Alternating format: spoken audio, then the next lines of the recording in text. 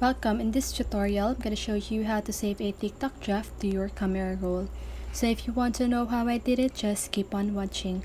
So first of all, if you are using Android phone, don't worry because the process is still the same.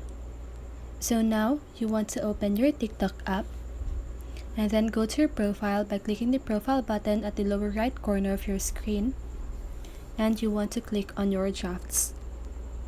And now, choose the video that you want to save and click on next.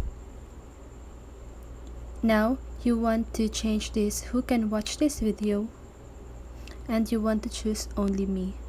If you don't want other people to see this video, just choose only me, but if you want other people to see this video, choose friends or everyone.